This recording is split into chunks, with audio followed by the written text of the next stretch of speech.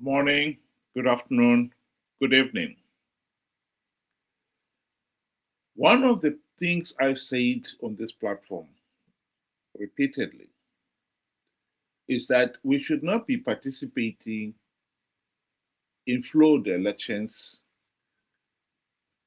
only to give Zanu PF legitimacy. This is not just me saying it. The opposition leaders themselves have realized it. Here is a quotation from Tendai Biti in 2015. He clearly realized that participating in flawed elections only helps perpetuate this Zanu PF dictatorship. And I've underlined the key word, the key sentence in that quotation. So it will be very foolish for the opposition to continue legitimizing these sham elections, which do not deliver. Of course, he was right. This was in 2015, he gave that interview.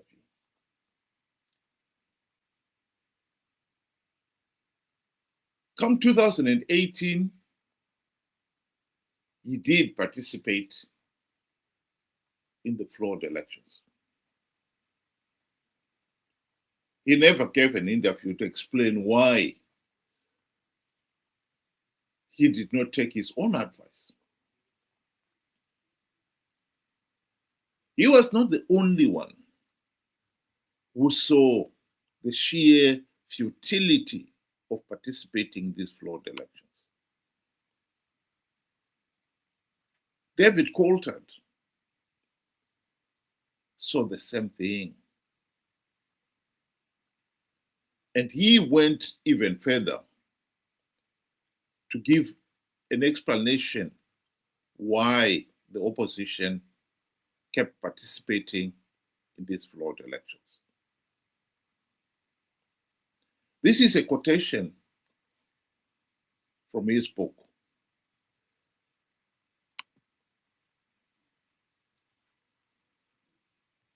The long struggle continues.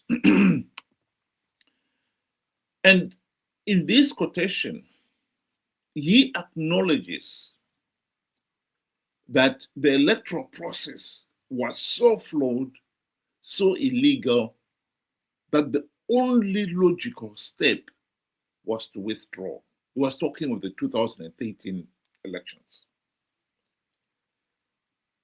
But he explains why he and his colleagues went on to participate even when they could see that they were flawed. His argument was he could not withdraw because they had failed to convince the other MDC faction to form a coalition. They would only withdraw if they were confident the other side would withdraw. But because they failed to form a coalition, they did not want to withdraw. So they were participating now in an electoral process, which they knew was so flawed, so illegal, the only logical step was to withdraw. But they could not withdraw because they feared the other side would participate and win the seats. They wanted a share of some of those gravy train seats that they knew Zanu PF gives away to entice the opposition to participate. So we can honestly say since 2018, the opposition has been participating in flawed elections to give the process legitimacy out of greed. This is the tragedy of Zimbabwe. Here is a video clip of the consequences of their participating.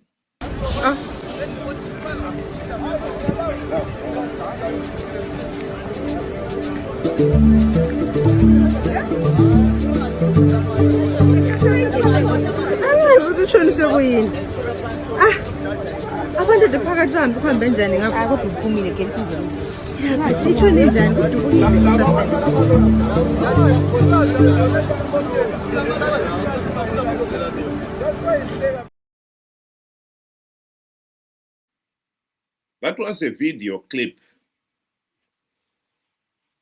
of a truck in Bulawayo. For those of you who are not aware of it, in the last election, 2023, David Coltart, the one whose quotation I showed you, the last there, and whose book I referred to also earlier on, contested the 2023 elections. This time, he contested as a councillor. He won the election and has since been the mayor of Bulawayo. Here is the man who himself admitted that the process was so flawed, so illegal, the only logical thing to do was to withdraw. He did not. He did not withdraw in 2013. He did not withdraw in 2018. And he did not withdraw in 2023. The question then is, what did he ever accomplish by participating? The answer is nothing.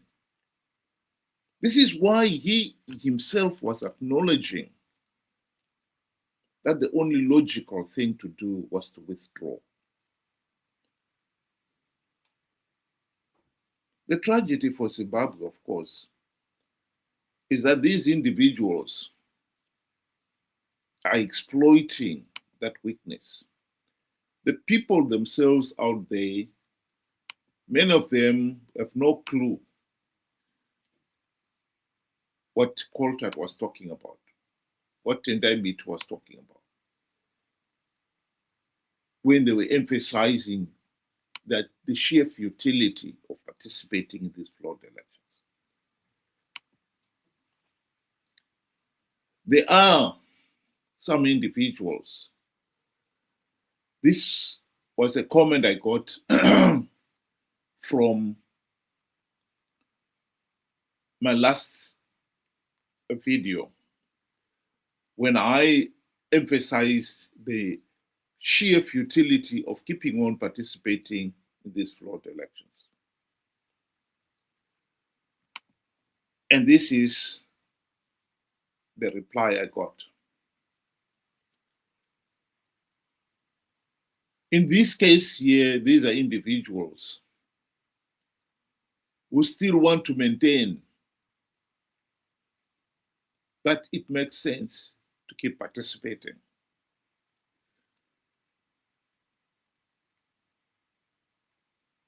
In this particular video, I was criticizing the articles praising the achievements of the opposition. These are the individuals who are creating the impression that participating is accomplishing something, when in reality, it is not.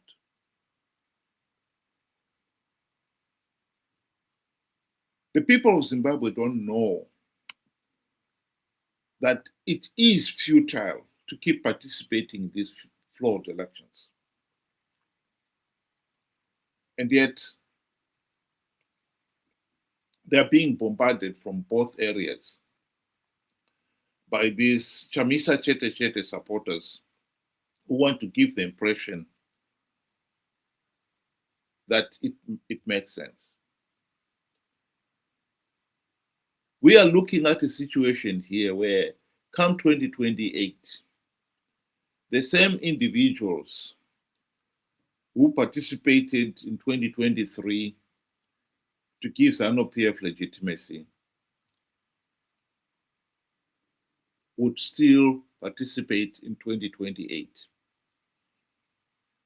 to give Zanu PF legitimacy, even though the evidence on the ground is clear that by participating, all they accomplished was to give Zanu PF legitimacy and perpetuate the dictatorship.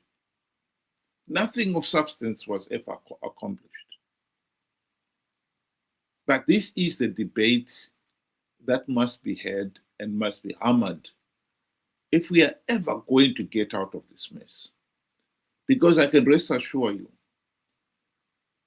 these individuals are determined. They will tell the people that they accomplished something, when in reality, we all know that they didn't accomplish anything at all. Here is Margaret Dongo. I'll give her word opportunity to say something on this issue, explaining this very issue of the opposition participating in flawed elections, knowing fully well that they are flawed. MPs and other people. Do you think they look at it as a business? Yes, they look at it as a business. Because they look at it as a business, seriously. Because the moment they go, business and employment creation, because if they go to parliament, you are employed. You get a car, you get a stable salary, and you are paid until your term is over. Already you are employed. If you are out, you're out of employment. If you serve 2 terms, you get a pension? If you haven't exercised in years, you have to start small with my beginner-friendly Tai Chi class.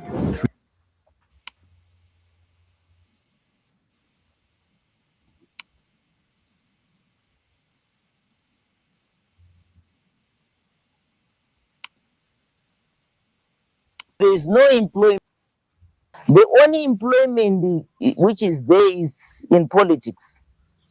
There is no other outside employment. So for them, a very good example is, look at what happened to CCC, the Triple C party. Have a look. When they lost, when they said they were rigged, what I expected from them, I expected all parliamentarians to say, we are not going to go to participate in a rigged system. And we are not going to sit in a rigged parliament. Because the elections have been rigged. So all of us were not going to parliament. Imagine what could have happened. We could have gone into new elections. There's no way Zanu PF was going to roll alone. You think so? Yes. Do they care? Caring or not caring, the public would have forced them, because the majority of the people would want representation in parliament.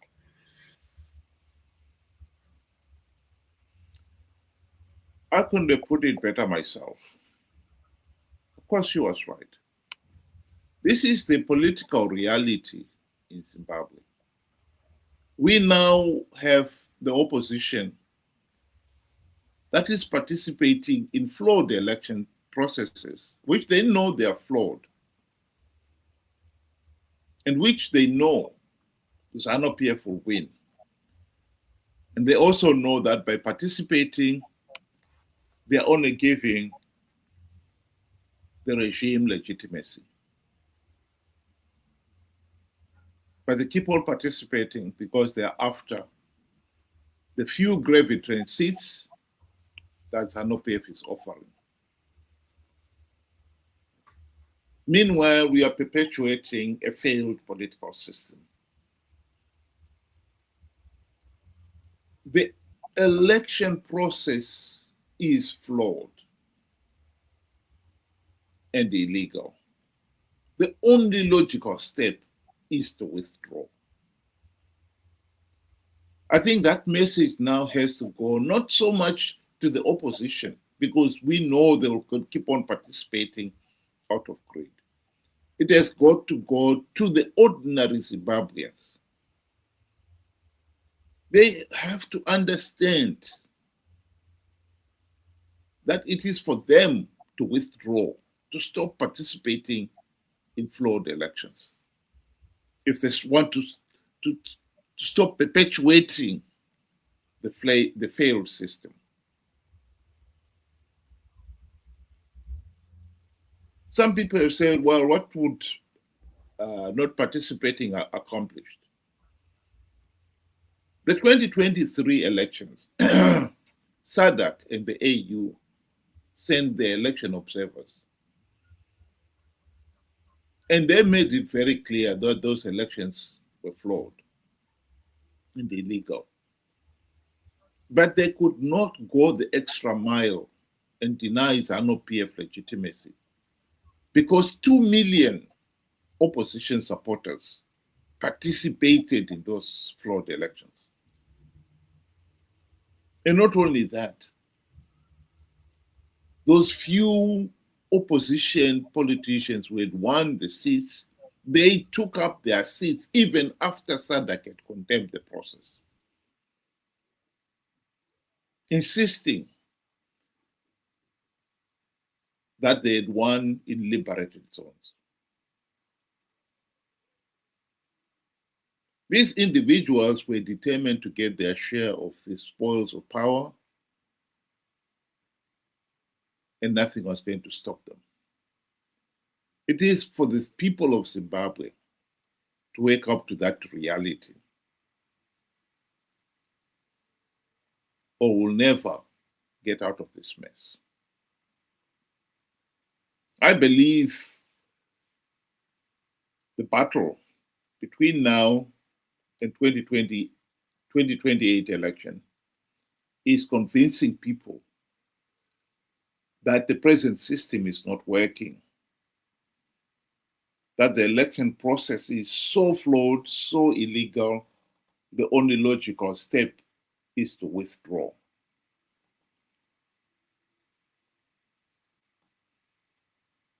Convincing the ordinary people, not the opposition leaders. The opposition leaders will never be convinced of that, because they are participating in these elections, knowing fully well that the process is flawed. They're doing it out of greed. There it is in black and white. David Coltart admitted it. Tyranny admitted it. They will continue participating, because as long as Zanu PF is offering them something, they will participate. It is for us, the ordinary Zimbabweans, who are facing the reality of a failed political system, who are on the cold face of the failed system, to demand change. I believe this is something worth fighting for. And I think for the next 2 years, to the 2023-2028 elections, this is a subject we'll be coming back to again and again and again. Think about it. Thank you very much. Have a good afternoon.